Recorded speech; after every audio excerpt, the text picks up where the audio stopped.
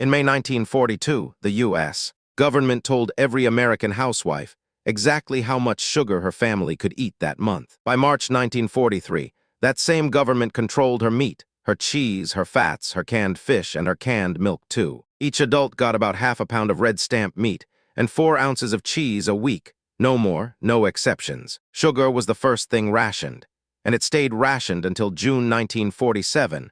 5 years after the war it was meant for even ended. So what did 20 million households actually cook when the ration book said no? The answer is 25 recipes that fed a nation, and most of them vanished from memory the moment rationing did. Meatloaf was the first casualty of the ration book, and women rebuilt it from the ground up. Oatmeal, breadcrumbs, cooked rice, lentils, and grated carrots or beets stretched half a pound of meat into a full dinner for a family. Some meatloaf recipes were half meat and half filler by volume, sometimes even less than that. Sauce, creamed chipped beef on toast, came from First World War mess halls and returned because dried beef never spoiled on the shelf. When protein disappeared, kitchens invented substitutes instead of going without. Mock chicken used pressed pork shoulder or veal, breaded to fool the eye and the fork. Mock turtle soup used calf's head or organ meat, dressed with hard-boiled eggs and mace. Even whipped cream got a stand-in, made from chilled evaporated milk beaten with gelatin or a splash of lemon juice. Cottage cheese patties were pan-fried in bacon drippings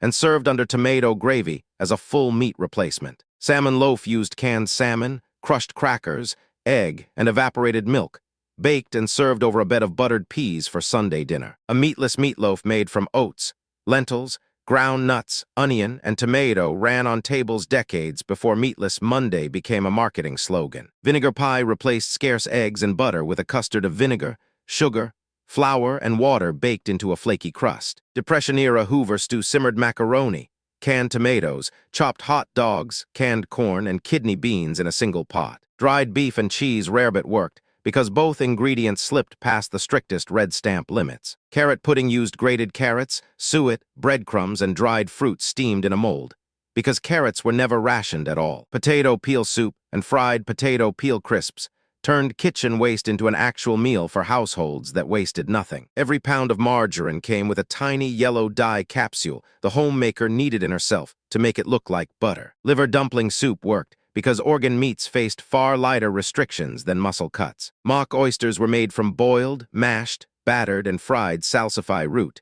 mimicking a shellfish most families could no longer find. Spam and egg pancakes existed because spam was famously never rationed at all, not once, through the entire war. Sweet potato biscuits replaced rationed white flour with sweet potato pulp for breakfast. Cabbage roll casseroles stretched ground beef with rice and cabbage layered instead of wrapped one by one. Wartime chocolate cake swapped lard for butter, brown sugar for white, and boiling water plus vinegar for a tender, dark crumb. A baked bean sandwich, warm beans on toast with brown sauce, became a meatless school lunch for children whose families needed to save meat stamps. Liverwurst and pickle plates worked because organ meat products were comparatively easy to find. When coffee vanished, families brewed chicory, roasted grain, fig, or postum instead, and many kept the habit for years afterward. Sugarless jam cookies used spreadable fruit preserves sweetened with honey and sold at bake sales to fund war bonds. Hot water pie needed no milk and no eggs, just boiling water poured straight over sugar, flour, and spice inside the crust. Evaporated milk fudge used only evaporated milk,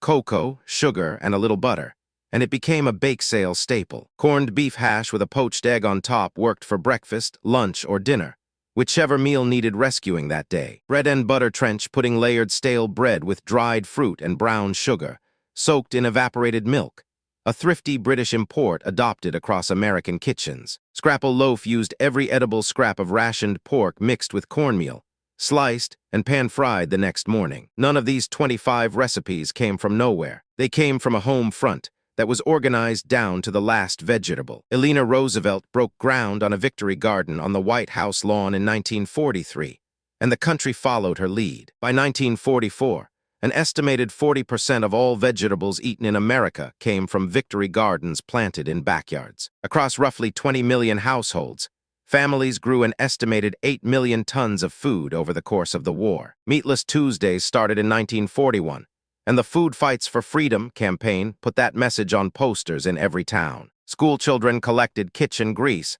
so it could be turned into glycerin for munitions. USDA home economists published weekly bulletins full of tested, ration-friendly recipes for women to follow. General Foods, Kraft, and Betty Crocker printed free victory cookbooks by the millions. About 6 million American women entered the industrial workforce during the war, and still came home to cook against the ration book every single night. That is the part most people never picture when they hear the word rationing. It was not just fewer ingredients on a shelf. It was 6 million working women, 20 million gardens, and 25 recipes built to make scarcity taste like a normal Tuesday dinner. Every one of these dishes was a small act of engineering under pressure. A cook with 4 ounces of cheese and half a pound of meat still had to feed a family every single day. She used what she had: carrots, oats, evaporated milk, salsify root, and made it work. None of it was fancy, but all of it was survival wrapped in a recipe card. Most of these 25 dishes disappeared the moment the ration books closed in 1947. Nobody needed a mock oyster